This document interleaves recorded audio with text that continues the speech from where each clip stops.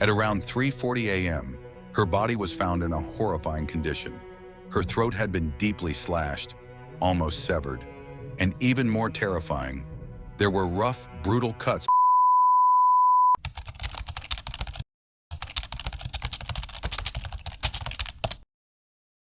This channel is all about storytelling, covering criminal cases, horror, history, and other fascinating stories. Everything has been arranged with a clear narrative flow and illustrated visuals.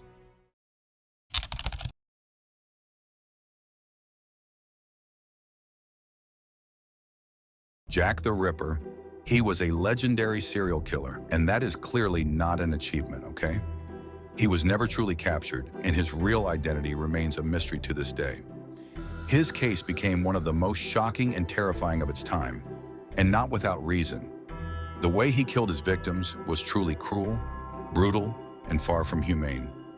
Curious about the full story and how this case ended up as an unsolved mystery? Let's jump right into the story. In the year 1888 in London, one of the greatest capitals in the world, industrial progress stood side by side with royal grandeur. But there was another side to this city, a side rarely shown in official history books. To the east, hidden behind coal smoke and the stench of waste, lay a district called Whitechapel. This was a place where dreams of a new life often ended in a fight for survival. For thousands, laborers, immigrants, and abandoned women, Whitechapel was a maze of dark alleys, overcrowded tenements, and cheap escapes in dimly lit taverns. And it was here during a bleak autumn that a terror began. A terror that would give birth to one of the darkest legends in criminal history. So, what did the terror look like? Let's go in. That night on August 31st, 1888, in the Whitechapel district, specifically on Bucks Row, a quiet street lit only by dim gas lamps, a 43-year-old woman named Mary Ann Nichols was walking home alone in the darkness of the night. At first, the night seemed normal. Only the sound of her footsteps echoed along the empty street, while the cold air pierced through her bones. Then, suddenly, she heard footsteps following her from behind, maybe approaching her, or maybe waiting for her the whole time. And when she turned around, there stood a mysterious man wearing a tall hat and a long coat. Then, moments later, a scream pierced through the silent street, marking the moment a tragedy had taken place. At around 3:40 a.m., her body was found in a horrifying condition. Her throat had been deeply slashed, almost severed, and even more terrifying, there were rough, brutal cuts across her abdomen. The people of Whitechapel were immediately thrown into panic. The police stepped in to take control of the case. But only a few days later, the community was once again shaken, because it happened again. And of course, it didn't end there. Who were the other victims and how did the terror continue? Let's go in. The police continued their investigation, but before they could even catch their breath, the terror returned. Exactly 8 days later, on September 8th, the body of a woman named Annie Chapman was found. Her condition? Far worse. Her throat was brutally cut, and her abdomen was completely open. In the doctor's report, something was found to be missing: her uterus. It had been removed with terrifying precision. Now a clear pattern began to appear. The victims were women from the most vulnerable social class. And the killer seemed to have a basic understanding of human anatomy. At the time, the whole city was filled with fear. The media exploded with reports of the case. And in the middle of all that chaos, a name appeared for the very first time. At the end of September, a letter arrived at the Central News Agency.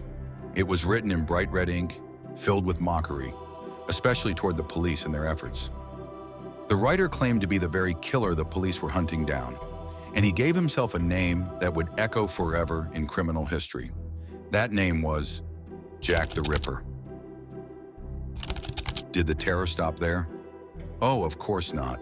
On the night of September 30th, 1888, in less than 1 hour.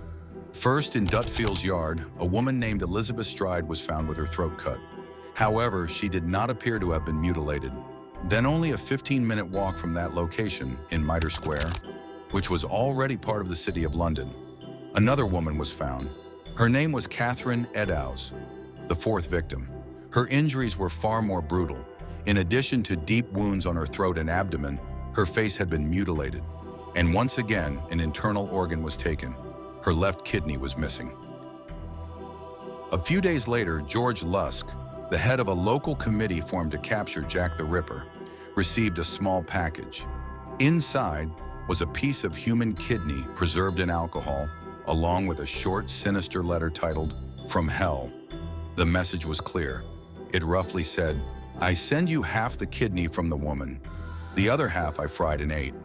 This was no longer just mockery toward the police. It was proof that any sense of humanity in this killer was completely gone. The peak of this horror occurred on November 9th. A young woman named Mary Jane Kelly, the youngest victim, was murdered. Not in the street, but inside her rented room at Miller's Court. The scene inside that room was so horrifying that even experienced police officers felt sick and traumatized. Mary Jane Kelly is considered the last official victim connected to Jack the Ripper. That is why these women are known as the Canonical Five. So the question is, was Jack the Ripper ever caught? No.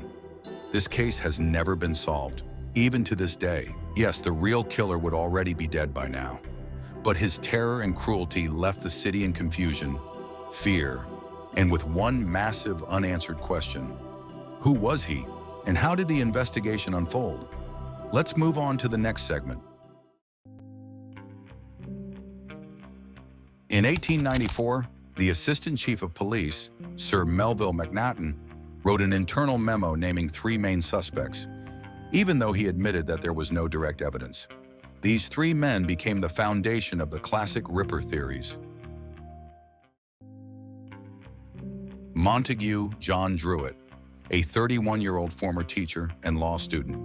He committed suicide in the River Thames shortly after the murder of Mary Kelly, the last victim. His family suspected that he was Jack the Ripper, and he was considered an educated man with basic anatomical knowledge. However, the weakness of this theory is, there is no proof that he ever lived or worked in Whitechapel. There is no direct connection to the victims, and it is possible that he killed himself due to depression, not guilt. Aaron Kosminski, the police's favorite suspect at the time, a Polish-Jewish immigrant barber living in Whitechapel. He had a deep hatred toward women and was later admitted to a mental asylum. In 2014, there was a claim of DNA evidence found on a supposed Eddowes shawl, but both the method and the authenticity of the object are highly questioned by experts. Michael Ostrog, a con man with a long criminal record, who often claimed to be a surgeon. Although his profile fits in some ways, there is a chance he was actually in prison when the murders took place. There are several other popular suspects and theories, such as Joseph Barnett, the former lover of Mary Jane Kelly. He knew her well and knew the environment she lived in. They had argued due to unstable financial conditions. He had also recently lost his job, but what was his connection to the other 4 victims? There was none, so this theory was never proven. Francis Tumblety, an American quack doctor who was arrested in London in November 1888 for collecting preserved uteruses. He hated women and had strange behavior. He later fled back to the United States. Authorities watched him, but he was never charged. James Maybrick, a cotton merchant from Liverpool. In 1992, a diary appeared in which he claimed to be Jack the Ripper. A watch engraved with his name and the initials of the victims was also found. However, experts agree the diary is a modern forgery. The ink and paper do not match the era. There is no strong connection to Whitechapel. The Jill the Ripper. Some researchers believe the killer may have been a woman, possibly a midwife or someone who performed illegal abortions. But once again, there is no direct evidence, and the extreme brutality of the crimes generally points to a male offender. So, what do you think? Leave your thoughts in the comments below. All right, guys, that's the end of today's storytelling video. Please click the like button if you enjoyed this video, leave a comment for ideas, suggestions, or corrections, and don't forget to subscribe and turn on the notification bell so you won't miss any exciting stories coming up next. And see you in the next video.